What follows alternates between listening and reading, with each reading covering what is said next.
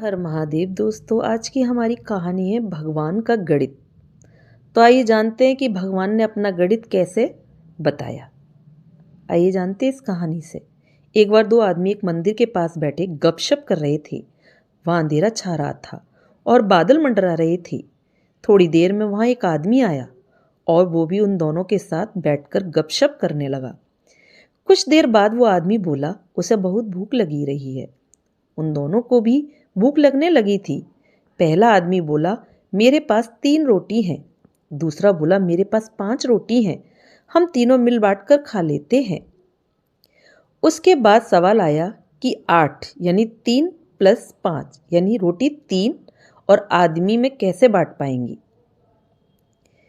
पहले आदमी ने राय दी कि ऐसा करते हैं कि हर रोटी के 3 टुकड़े करते हैं, अर्थात 8 रोटी के 24 टुकड़े हो गए, यानी 8 × 3 = 24। 8 × 24 हो जाएंगे और हम तीनों में 8-8 टुकड़े बराबर बराबर बट जाएंगे।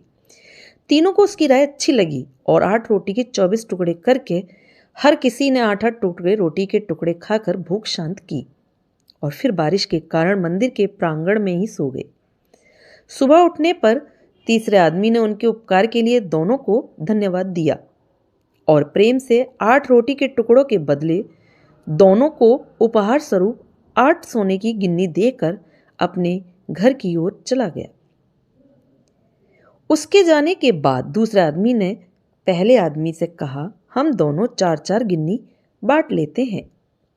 पहला आदमी बोला, नहीं, मेरी 3 रोटी थी और तुम्हारी 5 रोटी थी, अतः मैं 3 गिन्नी लूंगा, तुम्हें 5 गिन्नी रखनी होंगी। इस पर दोनों में बहस होने लगी। इसके बाद वे दोनों समाधान के लिए मंदिर के पुजारी के पास गए और उन्हें समस्या बताई तथा समाधान के लिए प्रार्थना की। पुजारी भी असमंजस में पड़ गया। दोनों एक दूसरे को ज्यादा देर देने के लिए लड़ रहे हैं।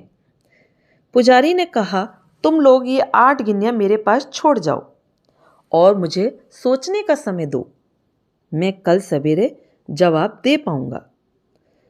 पुजारी को दिल में वैसे तो दूसरे आदमी की 3-5 की बात ठीक लग रही थी, पर फिर भी वह गहराई से सोचते सोचते गहरी नींद में सो गया।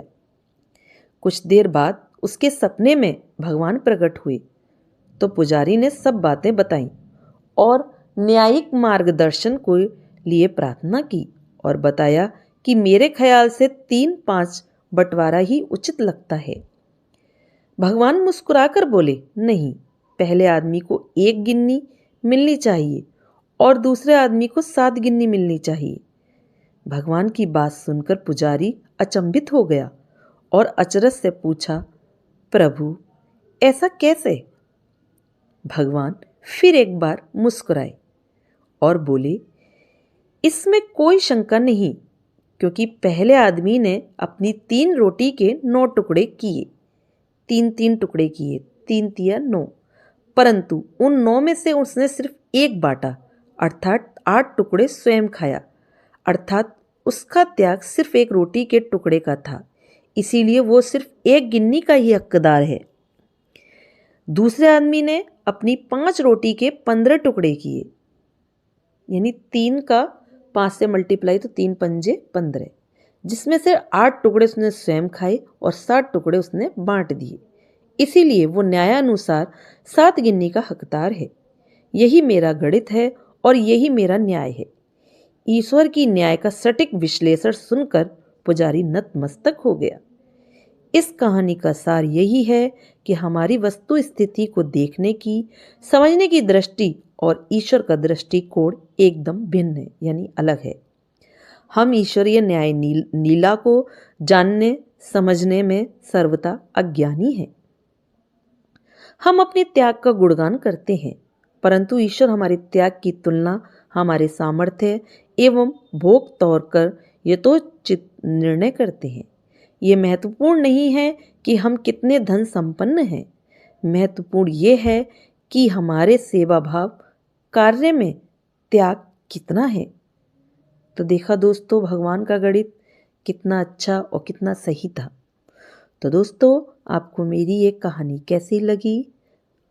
अच्छी लगी हो तो लाइक करें, सब्सक्राइब करें और अपना कीमती समय मेरी कहानी को देने के लिए धन्यवाद।